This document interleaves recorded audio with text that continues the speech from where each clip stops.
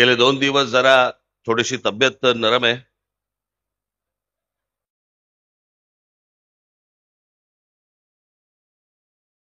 आज जो आत्ता इथे आलोय, मला सकाळी माझ्यात ताकद नव्हती. मी फक्त जयंतरावांच्या प्रेमाखातर, तुमच्या प्रेमाखातर म्हणून मी आज इथे आलो. फार काही लंब भाषण करणार नाही, परंतु जरा पावसाळा कमी झाला की पनवेलमध्ये मी सभा नक्की देईन, निश्चित देईन.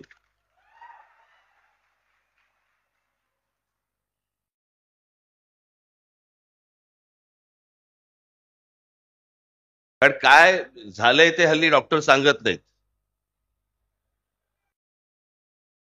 पूर्वीचे आजार कसे आपले ताठ मानेने नाव घेऊन समोर यायचे, हल्लीचे येतच नाहीत.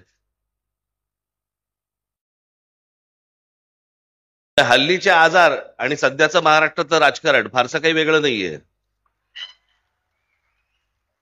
हा या पक्षातून त्या पक्षात गेला, तो त्या पक्षातून त्या पक्षात गेला, मग आपण म्हणतो काय झालं, व्हायरल होता.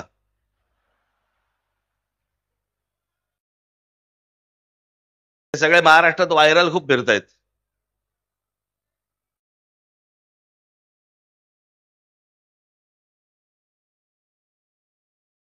स्वातंत्र्य मिळायच्या अगोदर जवळपास 12 दिवस 13 दिवस अगोदर ज्या पक्षाची स्थापना झाली तो शेतकरी कामगार पक्ष.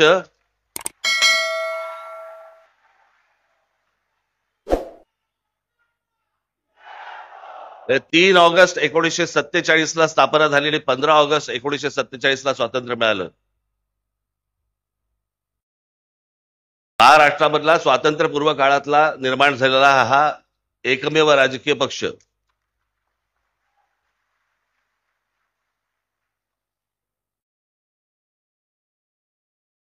इतक्या वर्षानंतर देखील हे सगळं टिकून आहे, हे खरंच आश्चर्य आहे. मला अजूनही आठवतंय की 1981 साली शिवसेनेचं पहिलं अधिवेशन मुंबईला झालं होतं. आणि त्या शिवसेनेच्या पहिल्या अधिवेशनाला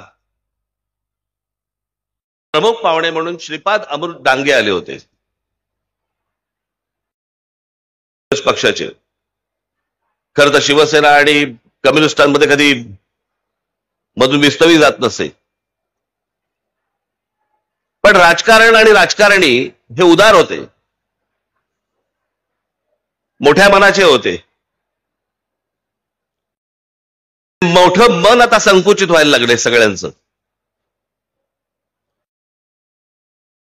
आज जर समजा विचार केला त्या गोष्टीचा, तर शिवसेनेच्या व्यासपीठावरती श्रीपाद अमृत डांगे येणं म्हणजे भगव्या व्यासपीठावरती लाल ध्वज येण्यासारखं होतं.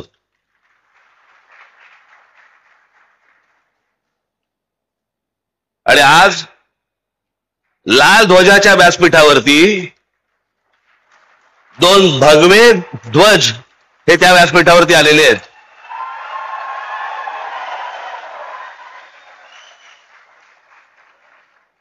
जयंतरावांनी मला जेव्हा येऊन सांगितलं की तुम्ही यायला पाहिजे,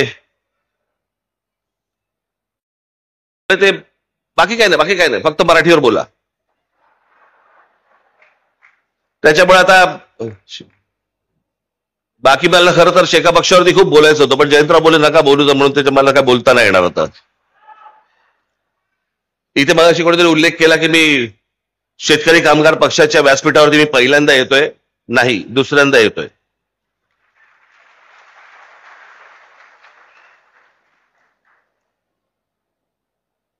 पाच वर्षापूर्वीच्या लोकसभेच्या निवडणुकीला मी जयंतरावांच्या प्रचाराला पण आलो होतो.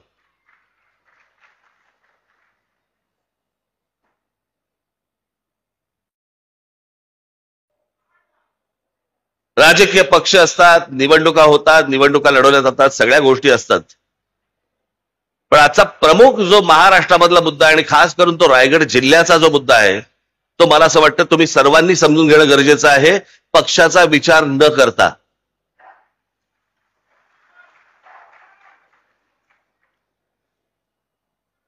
ज्या प्रकारे या संपूर्ण रायगड जिल्हा हे अटल सेतू वगैरे झाले, जेव्हा जेव्हा चांगले रस्ते ज्या वेळेला आलेले आहेत त्यावेळेला जर राज्यकर्त्यांचं लक्ष नसेल तर तो प्रदेश बर्बाद व्हायला वेळ लागत नाही. आपल्याकडच्या राज्यकर्त्यांचं तुम्हाला आता सध्या माहितीच आहे. महाराष्ट्र राज्याचा मुख्यमंत्री महाराष्ट्रात लहान मुलांना हिंदी कशी आणता येईल आणि शिकवता येईल याचा विचार करतोय. पण महाराष्ट्रामध्ये जे काम धंद्यासाठी येत आहेत त्यांना मराठी कशी येईल याचा विचार नाही मुख्यमंत्र्यांच्या मनात.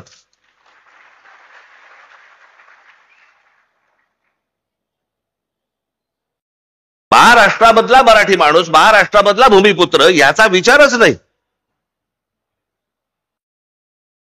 आणि याचं सगळ्यात मोठं विदारक जर स्वरूप कुठचं असेल, भीषण स्वरूप जर कुठचं असेल तो रायगड जिल्हा आहे.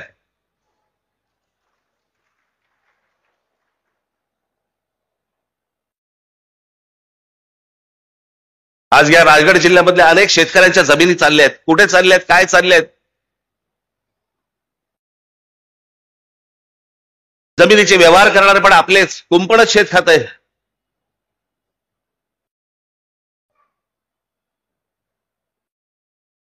शेतकऱ्यांच्या जमिनी चालल्या आहेत, उद्योगधंदे येत आहेत, उद्योगधंद्यांमधनं बाहेरच्या राज्यातनं माणसं येत आहेत.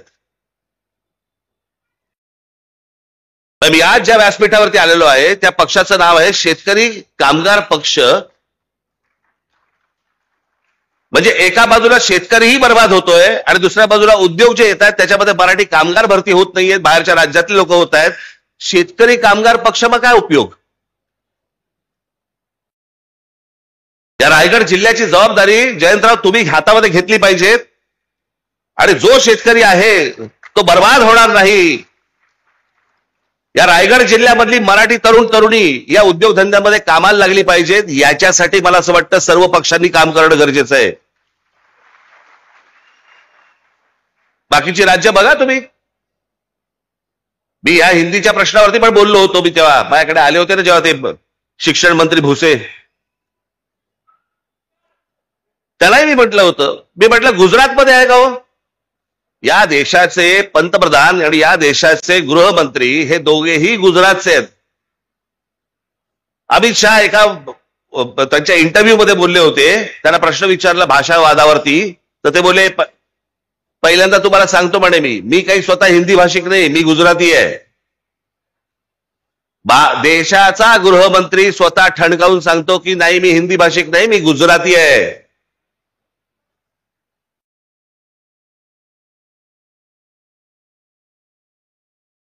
पंतप्रधान नरेंद्र मोदी झाल्यानंतर महाराष्ट्रामधले अनेक प्रकल्प गुजरातमध्ये गेले. डायमंड मार्केट गुजरातमध्ये गेलं.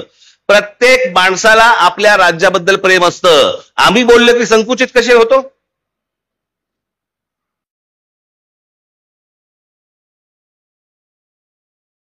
मी जेव्हा त्यांना सांगितलं म्हटलं तुम्ही आता हिंदी आणायचा प्रयत्न करताय, गुजरातमध्ये आहे का हिंदी? ते बोलले नाही गुजरातमध्ये नाही हिंदी. म्हटलं मग महाराष्ट्रात का आणताय? त्यांचं काय राजकारण चाललंय ना, मला असं वाटतं आपण ही गोष्ट नीट समजून घेणं गरजेचं आहे. राजकीय पक्ष निवडणुका येत राहतील, जात राहतील, सगळं होत राहील. मी मागे माझ्या भाषणात म्हणालो होतो ना, एकदा तुमची भाषा संपली आणि तुमची एकदा जमीन गेली, जगाच्या पाठीवर तुम्हाला कसलंही स्थान नाही, कसलंही स्थान नाही. मी आता मुद्दा म्हणून तुम्हाला आता गुजरात मधली जागेची परिस्थिती म्हणजे शेती जमीन बघा, शेतीची जमीन गुजरात मधली काय परिस्थिती आहे? Gujarat tenancy and agriculture land act या कायद्यानुसार गुजरातमध्ये जे गुजरातचे रहिवासी नाहीत किंवा अनिवासी भारतीयांना शेत जमीन विकत घेता येत नाही. म्हणजे उद्या जर समजा तुम्ही महाराष्ट्रामधनं जर समजा गुजरातला गेलात, तुम्हाला शेत जमीन विकत घेता येणार नाही. हे भारतामध्ये चालू आहे. हे आपल्या देशातच चालू आहे. ज्या राज्याचे पंतप्रधान आणि गृहमंत्री हे दोन्ही एका ज्या गुजरात राज्याचे आहेत, त्यांच्या राज्यामधली शेत जमीन या देशातला कोणीही नागरिक जाऊन विकत घेऊ शकत नाही.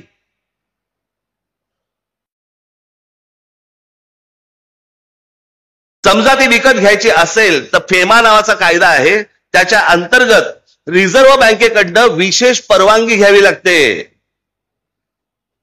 प्रत्येक जण आपल्या राज्याचा विचार करत असतो, प्रत्येक जण आपल्या राज्यातल्या माणसांचा विचार करत असतो. आम्ही का नाही करायचा?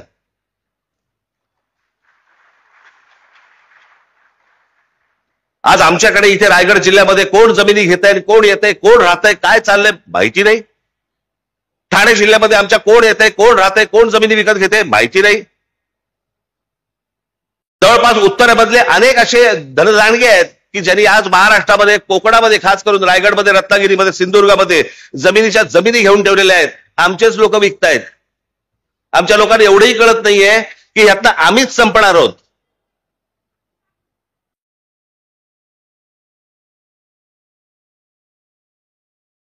माझी तुम्हाला सगळ्यांना विनंती आहे,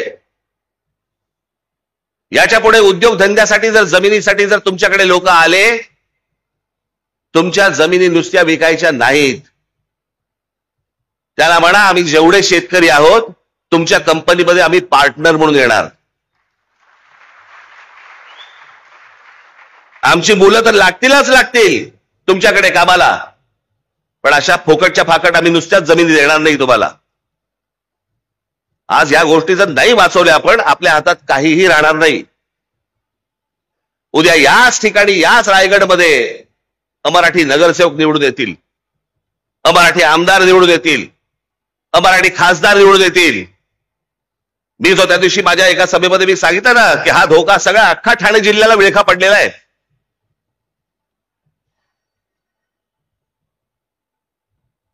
आज इथे विमानतळ येत आहे, इथे अगोदर एक पोर्ट आहे. कोण माणसं येत आहेत, कोण नाही येत आहेत. मला असं वाटतं आपण सगळ्या पक्षांनी विचार केला पाहिजे की या येणाऱ्या नवीन विमानतळावरती सर्वाधिक जवळपास 100% ही मराठी मुलं आणि मराठी मुली कामाला लागल्या पाहिजेत तिकडे.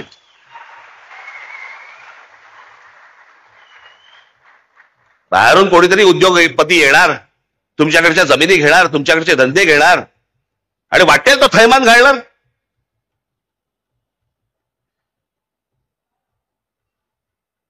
आता तुम्हाला म्हणे तुम्ही ह्या सगळ्या जमिनी आणि याच्यावरती म्हणे कायदा आणला राज्य सरकारने.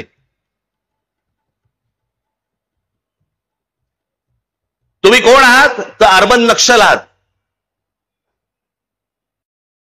शहरामध्ये राहणारे नक्षल. तुम्ही जर विरोध केला, कुठच्या प्रकल्पाला विरोध केला तर सरकार तुम्हाला अटक करू शकतं. एकदा करूच देत.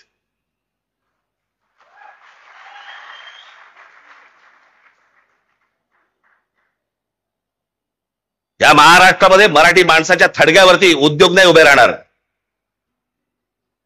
उद्योग आणायचे असतील तर मराठी माणसाचा मान सन्मान राखूनच तुम्हाला उद्योग आणावे लागतील, त्याशिवाय तुम्हाला आणता येणार नाहीत. कोण कुठे येतोय काही पत्ताच लागत नाहीये. कुठून रस्ता, म्हणजे या संपूर्ण राज्यामध्ये कोणत्या प्रकारची प्रगती होते, कुठून रस्ते निघणार आहेत, काय निघणार आहेत, फक्त मंत्र्यांना माहिती. का? तेच ठरवणार आणि रस्ता व्हायच्या अगोदर तेच जमिनी घेणार आणि मग या सगळ्या उद्योगपतींशी व्यवहार करणार आणि मग सगळे गब्बर होणार आणि मग निवडणुकीच्या तोंडावरती विषय गेला बाजूला, विचार गेला बाजूला, फक्त तोंडावर तुमच्या पैसे फेकून मारणार आणि तुमच्याकडनं मतं घेणार. एवढा एकमेव उद्योग महाराष्ट्रात सुरू आहे. कोणी त्याच्या खोलात जाऊन बघायला तयार नाही, कोणी त्याच्या खोलात जाऊन विचार करायला तयार नाही की ह्याच्या पुढे काय होणार आपलं. थोडक्यात जमिनी विकायच्या, तुमच्याकडे काहीतरी चिटूर पिटूर काहीतरी येणार आणि मग ते पैसे आले की मग ते पण काढायला मोकळेच आहेत. सर्वाधिक डान्स बार हे रायगड जिल्ह्यामध्ये बंद झाले होते ना हो. मग अनधिकृतरित्या एवढे डान्स बार हे सगळे रायगड जिल्ह्यामध्ये, तेही कोणाचे? तेही मराठी लोकांचे. म्हणजे इथून पिळला गेलात की डान्सबारच्या दादी लावून तिकडून पिळून घ्यायचं. रायगड जिल्हा आहे ना, आमच्या शिवछत्रपतींची राजधानी आहे ना इथे. कल्याणच्या सुभेदाराची खडा नारळाने ओटी भरून परत पाठवणी करणारा आमचा राजा, त्याची राजधानी इथे असताना त्या रायगडमध्ये डान्सबार सुरू आहेत. तुम्हाला पूर्ण भरकटवून टाकायचं. तुमचं मूळ विषयांकडे लक्षच नाही गेलं पाहिजे. वेगळेच विषय आणायचे. आता कालच माझ्याकडे कोणीतरी आणलं की आता काहीतरी महाराष्ट्र राज्य स्वतः गुजराती साहित्य संमेलन भरवतोय म्हणे. भरवू देत. व्यापाराच्या चोपड्यांमधनं पुस्तकाच्या चोपड्यांमध्ये लक्ष गेलं तर जास्ती बरं. पण हे काय चालू आहे? हे नुसतं गुजराती माणसाबद्दलचं प्रेम नाहीये. मराठी माणसाची आणि गुजराती माणसाची लागावी, इथे भांडणं व्हावी, त्यात आपण मतं कशी काढू शकतो, काय काय करता येईल, याच्यासाठीचे उद्योग आहेत. दुसरं काही नाहीये. त्याला वाटलं होतं की लगेच राज ठाकरे आणि बाकी सगळे संजय राऊत आम्ही सगळेजण रिॲक्ट होऊ त्याच्यावरती. होणार नाही. आम्हाला जे पाहिजे तेच आम्ही करू. तुम्हाला जे पाहिजे ते आम्ही करणार नाही. बिलकुल करणार नाही. ज्या वेळेला समजेल की तुमच्या कृतीतनं महाराष्ट्राला नख लागतंय त्यावेळेला अंगावरतीच येऊ.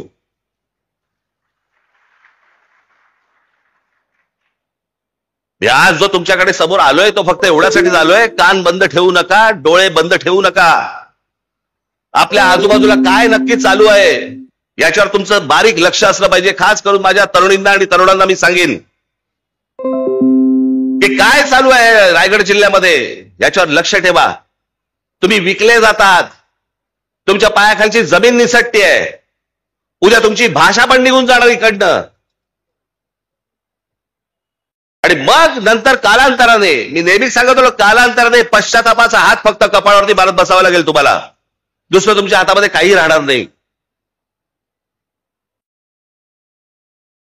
पैसे कमवले पाहिजे. पैसे प्रत्येकाने कमवले पाहिजेत. तुमचे प्रत्येकाकडे पैसे आले पाहिजेत. तुमची कुटुंब उभी राहिली पाहिजेत. सगळ्या गोष्टी उभ्या राहिल्या आहेत. महाराष्ट्र विकून नाही.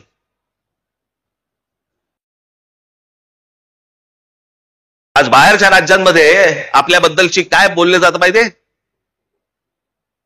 अत्यंत लाज वाटते मला. लाज. हे कोण आहेत लोक म्हणे? परचेसेबल कम्युनिटी. विकत येणारी माणसं, विकत घेता येणारी माणसं. ही आपली प्रतिमा आहे. जे सतत सांगत आल्यावर 1400 वर्ष राज्य केलेला हा महाराष्ट्र या हिंद प्रांतावरती, तो विकला जातो.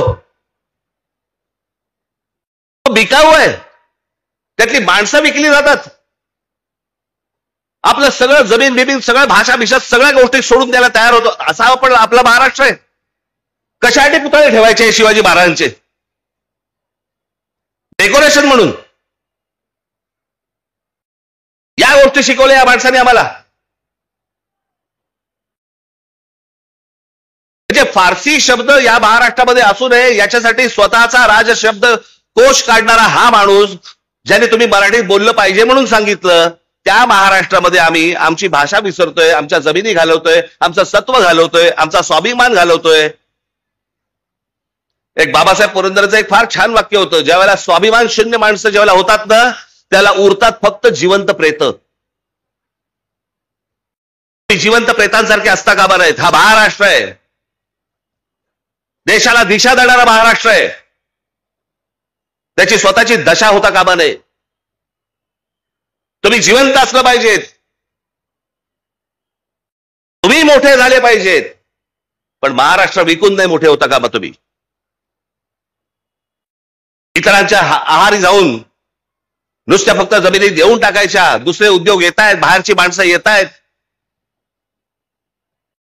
इथे महाराष्ट्रावरती तुम्ही बोलत असता की बिहारांच्या विरोधात आणि उत्तर प्रदेशांच्या विरोधात. अहो, गुजरातमध्ये आता दोनदा झालं. दोनदा मी त्याशी म्हटलं ना, दोनदा बिहारांना हाकलून दिले. पहिल्या वेळेला 20,000 लोकांना हाकलून दिले. 20,000 लोक. कोणी ते आंदोलन केलं होतं? तो काय नाव त्याचं? आमदार अल्पेश ठाकूर. त्याने आंदोलन केलं गुजरातमध्ये. बातम्या नाहीत. बिहारी लोकांना हाकलून दिले. जवळपास 20,000 लोकांना हाकलून दिले. त्या अल्पेश ठाकूरला नंतर भारतीय जनता पक्षामध्ये घेतलं गेलं आणि त्याच्यानंतर त्या अल्पेश ठाकूरला गुजरातमध्ये त्याला आमदार केलं गेलं. म्हणजे 20,000 बिहारांना हाकलून देणाऱ्या माणसाला गुजरातमध्ये जर समजा सत्कार होतो, जेव्हा राज ठाकरे बोलतो तो संकुचित देशद्रोही कसा असतो? आत्ता पण परत बिहारांना हाकलून दिले. म्हणजे आपापली राज्य कशी व्यवस्थित ठेवतात बघा, आणि आमच्या राज्यामध्येच फक्त हे गोंधळ घालायला येत आहेत की तुम्ही हिंदी शिकली पाहिजे, बाहेरच्या राज्यातल्या लोकांना घेतलं पाहिजे. या सगळ्या गोष्टी आत्ता सुरू आहेत. माझी तुम्हाला सगळ्यांना विनंती आहे, मी ज्याला इथे सभा घेईन त्याला मी बाकीच्या इतर सगळ्या गोष्टी बोलीनच, परंतु आजच्या या जयंतरावांच्या आमंत्रणाच्या निमित्ताने, तुमच्या पक्षाच्या वर्धापन दिनाच्या निमित्ताने मला तुमच्यासमोर येता आलं. 2 शब्द तुमच्यासमोर मला बोलता आले. माझी तुम्हाला सगळ्यांना विनंती, हात जोडून विनंती आहे की जागे राहा, कान उघडे ठेवा, डोळे उघडे ठेवा, सतर्क राहा. आपला महाराष्ट्र विकला जाऊ देऊ नका, एवढीच फक्त विनंती करतो आणि आपल्या सर्वांची मी रजा घेतो. धन्यवाद. जय हिंद, जय महाराष्ट्र.